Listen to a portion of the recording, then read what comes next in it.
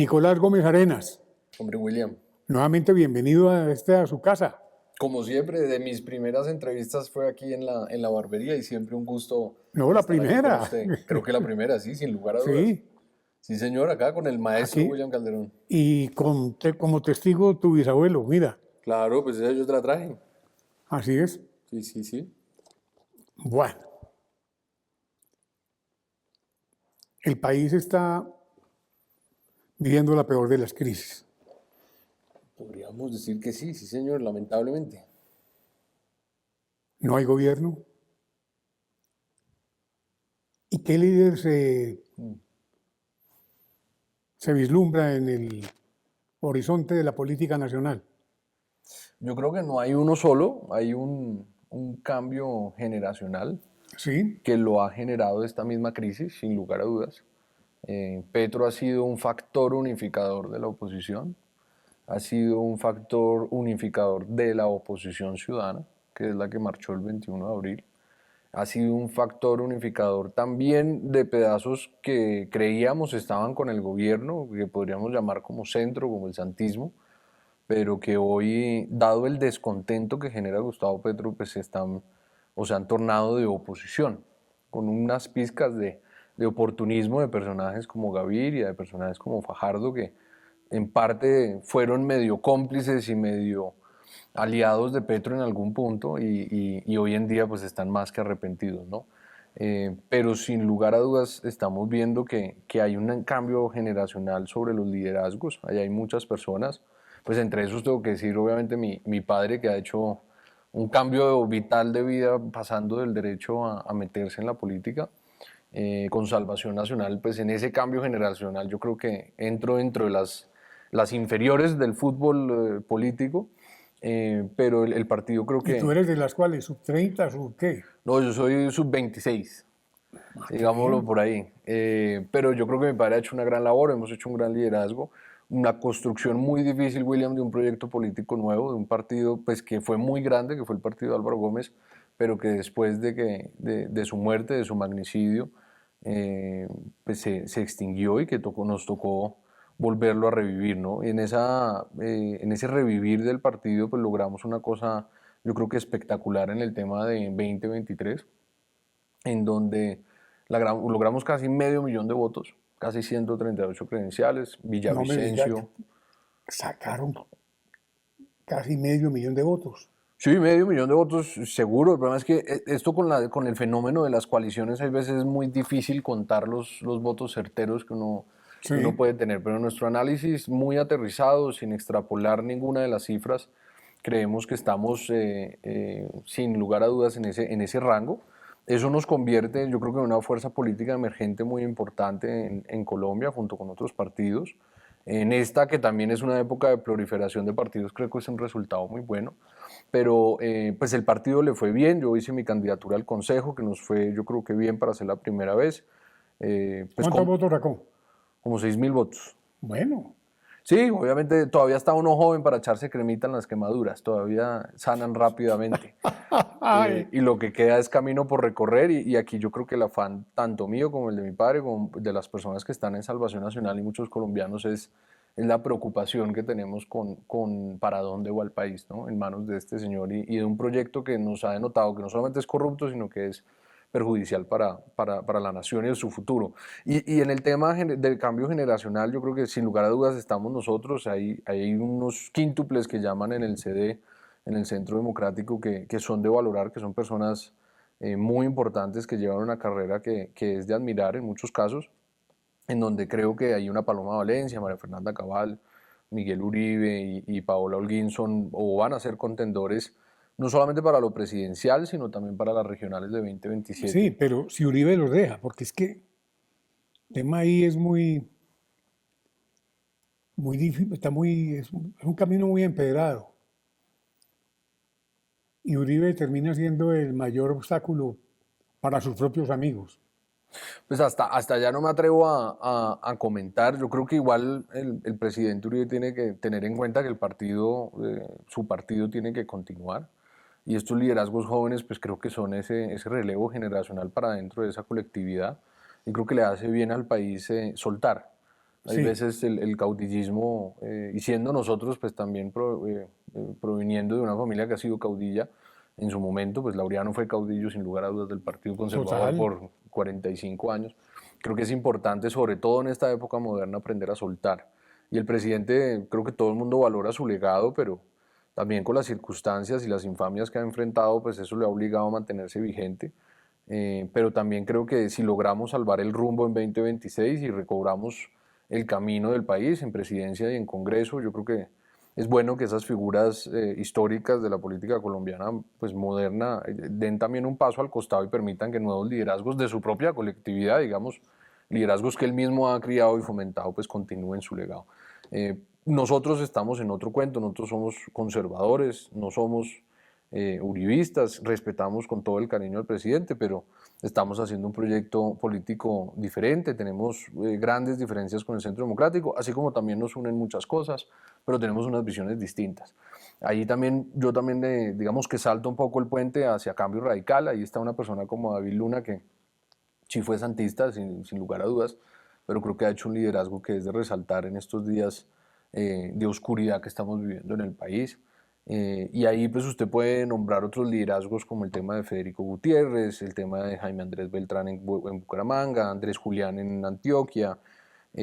Nosotros mismos tenemos personas que yo creo que van a tener un gran futuro en la política nacional, como Saída de Chine en Bolívar, nuestro diputado de oposición, como Steven Cárdenas en la ciudad de Pereira. Y hay ahí un cambio generacional que le va a hacer muy bien al país, pero antes de que se pueda materializar, creo yo, necesitamos salvarlo del abismo en el que nos está llevando Gustavo Petro. En el fondo ha servido este desgobierno para que se fortalezca una oposición.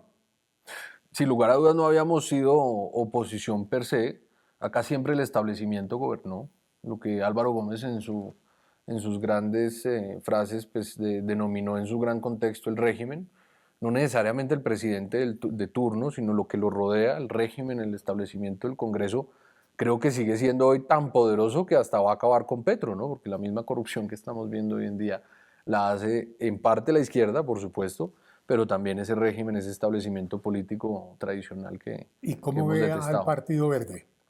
Muy mal, pues veo ahorita que está en implosión, pero yo creo que eso es una implosión, una explosión controlada, como las que diría Roy. Favorece grandemente a Claudia López, le permite tener su rancho aparte, se lava un poco la cara de su gran amigo Iván Name, que gracias a él tuvo los avales, gracias a él tuvo las victorias políticas, gracias a él llegó al Senado, igual que con Carlos Ramón. Y yo sí no le creo el cuento ni a Angélica, ni le creo el cuento a Claudia, y tampoco le creo el cuento a Antanas Mocus. Eso de venir ahorita a indignarse es pura cosa estratégica. ¿Cuántas elecciones, cuántos años duraron en la colectividad verde? A sabiendas de quién era Carlos Ramón, y ahí sí todos calladitos. Yo creo que ellos comieron, disfrutaron, pelecharon, y ya hoy que no les funciona, están buscando una estrategia impulsada y hasta coordinada con Carlos Ramón para que ellos se desmarquen y logren salir avantes más adelante. Porque ellos no tienen color político, no tienen ideología, tienen ese interés. Eso sí es la verdad del Partido Verde. Ujú. El motor que ciertamente maneja el presidente del Senado, ¿cómo lo ve? Muy deteriorado. Él es un tipo poderosísimo, un masón reconocido, un tipo del establecimiento, del régimen, la política mala que hay que acabar con este país. Pero es un tipo que siempre ellos se reencauchan, William, porque ellos no gozan, no necesitan del voto de opinión. Ellos van y consiguen los votos de otras maneras. Entonces es lo mismo que el Partido Conservador. ¿Cómo analiza su señoría que un conservador de Antioquia saque 20.000 votos en La Guajira? Ah, pues que yo creo que el señor Trujillo no es conservador. El señor Trujillo es un operador político, porque lamentablemente el Partido Un Conservador, contratista, mejor dicho. sí, un total, un prestamista, un contratista, sí, lo que usted lo quiera denominar, es un politiquero de la peor calaña, que no es conservador en ninguna fibra de su cuerpo, y es un prototipo o una representación fidedigna de lo que se ha convertido el Partido Conservador, y es una empresa electoral. Y ahí el grueso, aunque hay gente buena, yo siempre resalto a lo que más o menos queda del conservatismo en Colombia, se llama Salvación Nacional, pero lo que queda dentro del Partido Conservador atrapado son los de lazos de amor mariano. De resto, de ahí para allá, Es la misma politiquería, la misma corrupción, el mismo cinismo y el mismo régimen y establecimiento que se ha carcomido ese partido, en lo cual los principios conservadores ya no valen para nada. Son unos conservadores que, por ejemplo, no son pro vida, no son pro familia, no defienden ninguna bandera, ninguna causa. Siempre están viendo cómo les entregan esos efectivos o esas platas o esos contratos. Qué dolor por Colombia, ¿no? Yo creo que sí, William, yo estoy de acuerdo que esta situación es incómoda y es peligrosa porque podemos entrar en una dictadura, pero también uno en la vida necesita tocar fondo para darse cuenta de para dónde tiene que ir.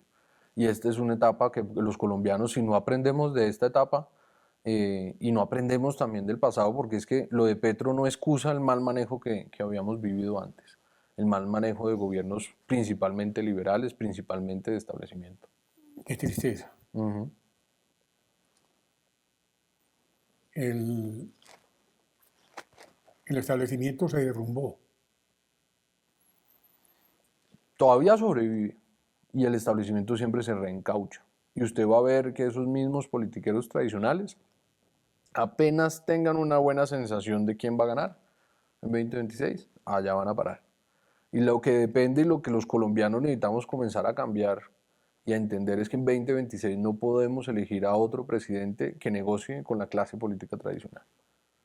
Yo creo que el país está maduro para elegir una presidencia, hombre o mujer, que le pegue una patada y lo saque del campo de juego a los políticos tradicionales.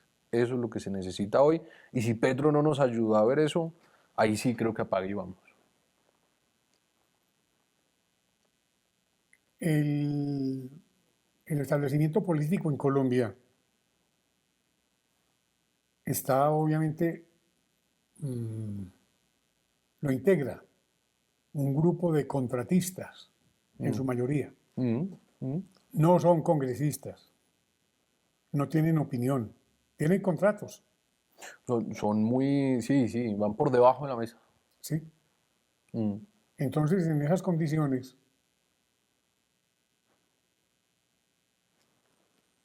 ¿para dónde vamos?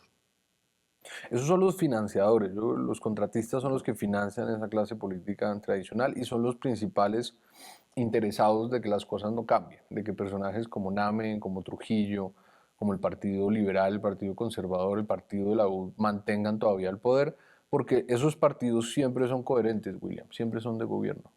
Ellos siempre están donde el poder está. Y eso le funciona a una clase política, a una clase empresarial también, y a una clase de corrupción y de bandidos que le sirve que el Estado colombiano quede inmóvil de manera perpetua. Y eso es lo que yo creo que hay que cambiar. La gente está descansada, que no haya justicia, que no haya desarrollo económico, que no se hagan las vías, que el país, siendo tan rico, no progrese.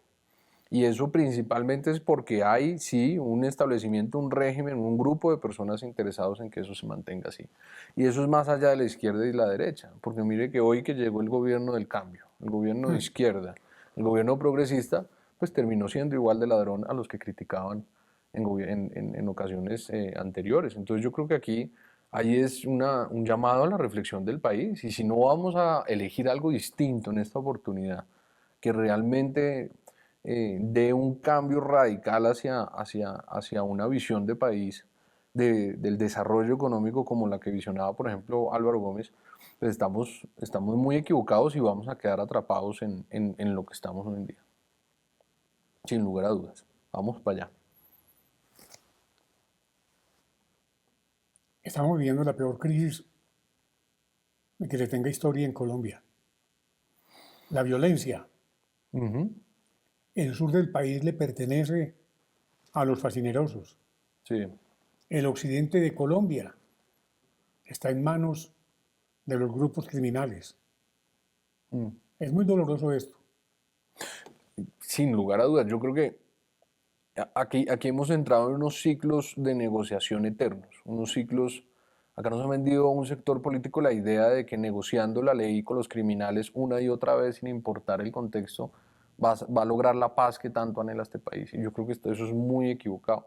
Y se demuestra hoy en día en donde, en el marco de la paz total, del fracaso total de Gustavo Petro en su política de paz, vemos es a un ELN y vemos a unas FARC que se ríen de los colombianos, que anuncian que no van a dejar de secuestrar y aún así estos personajes siguen sentados en la mesa. Yo creo que uno no puede llamar a nadie guerrerista cuando uno pide la acción efectiva del Estado, la acción militar y ofensiva del Estado, para acabar o reducir a su mínima expresión estas organizaciones criminales y de ahí que apliquen o que se sometan sin lugar a dudas a un proceso sí, de sometimiento como tal. Eso es lo que deberíamos estar buscando hoy en día y no más negociar con los criminales, que yo creo que ya estuvo bueno. Y mire que ni lo de Santos funcionó, ni esto va a funcionar, ni nada de lo que se intente aquí en adelante en esa lógica de impunidad y de ciclos de negociación interminables de la ley va a funcionar. El país, para que encuentre paz, necesita por un lado justicia y por el otro lado una ofensiva legítima del Estado que acabe con estos grupos y también un cambio radical en la política de las drogas, que es la que financia lastimosamente toda esta operación criminal. El 16 de octubre de el 2016 ganó el no. Y nos negociaron con el establecimiento. ¿Y usted sabe quién nos negoció? Sí, sí, me acuerdo, me acuerdo. Mire, yo creo que eso sigue siendo una discusión nacional, el tema de lo que sucedió con el plebiscito.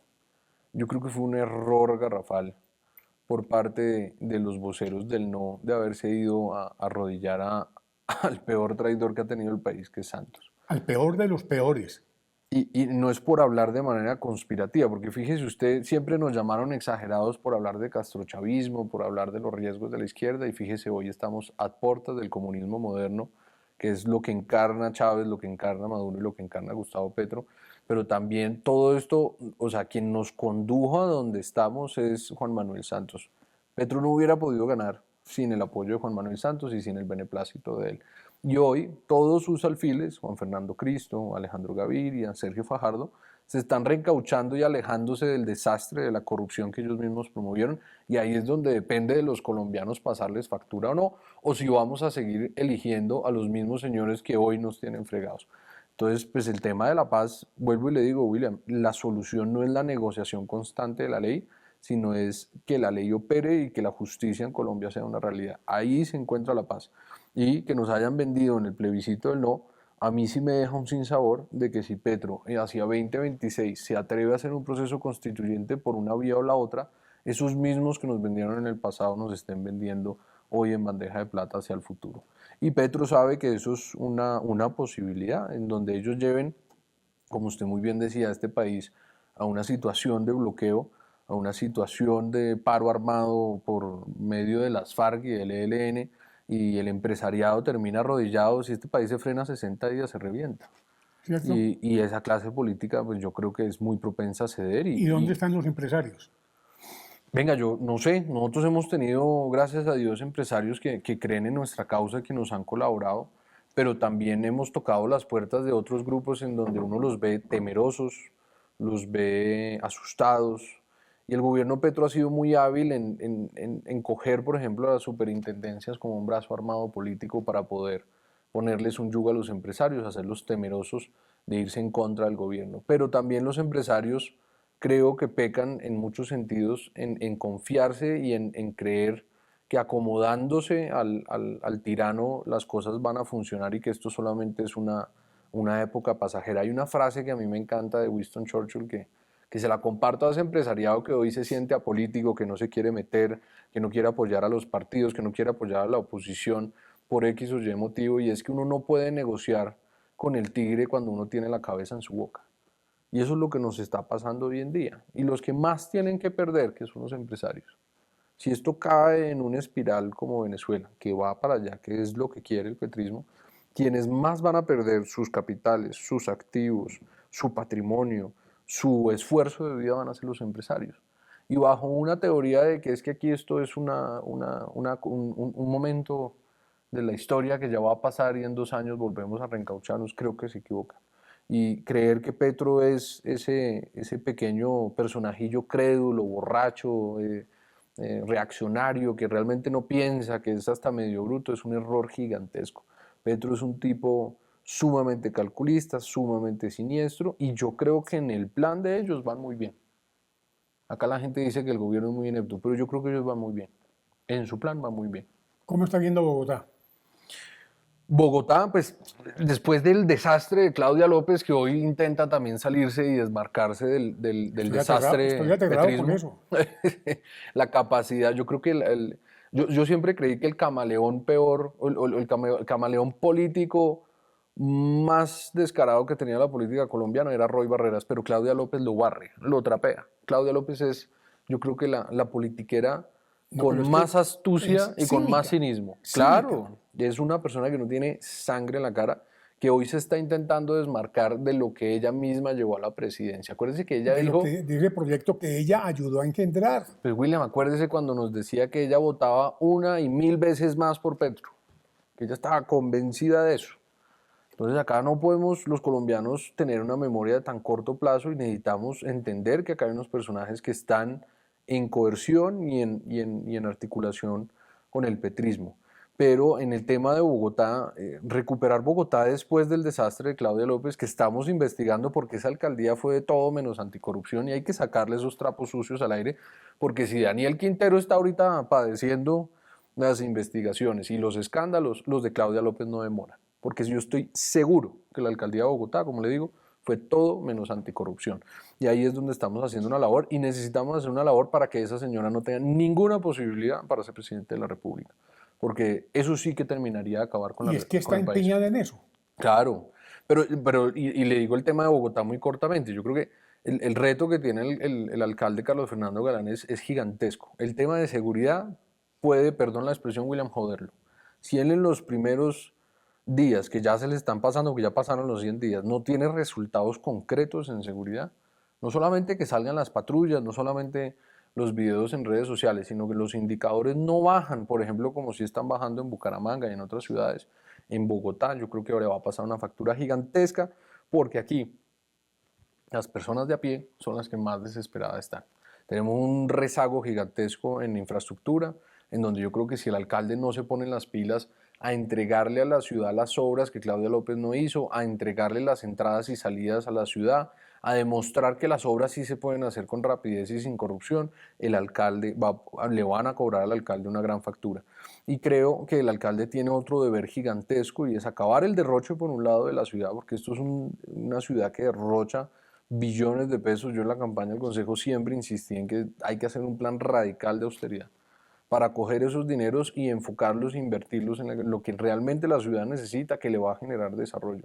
Pero si Carlos Fernando no va a enfrentar la corrupción, que es como la del gobierno nacional, como la del Congreso, que es ese establecimiento que está engarzado en Bogotá, el grueso de los concejales son unos politiqueros corruptos que llegan a ese cabildo gracias a plata, contratos y estructuras. Si él no patea eso también, igual yo creo que le va a pasar una factura gigantesca. En estos últimos 30 segundos, ¿cuál es su mensaje? Mi mensaje para los colombianos es que elijamos una alternativa en 2026, elijamos un presidente que tenga los pantalones de sacar a la clase política de taquito, que le digamos a los corruptos que no más y que sobre todo llevemos al país en una vía del desarrollo. Eso es lo que necesita nuestro país y el desarrollo incluye, por supuesto que sí, una política de seguridad contundente e integral. Aquí el presidente en 2026 va a tener que volver a revivir el ánimo de la nación a enfrentar de manera ofensiva a estos grupos guerrilleros y cuando logremos ese nivel de seguridad, eso es lo que nos va a traer desarrollo, que va a lograr suplir las grandes necesidades de nuestro país. Pero si no bateamos la corrupción, no enfrentamos a los violentos y no tenemos una visión de país hacia el desarrollo, Colombia no va a salir adelante. Y reflexionemos que si Petro no nos dio las herramientas para sentar y decir, oiga, esto es el camino por donde vamos, está mal, necesitamos corregir, creo que apague y vámonos. Vamos a vivir nuestras propias consecuencias. Nicolás, muchas gracias. William, muchas gracias por la Usted siempre invitación. es bienvenido aquí. Mil y mil gracias.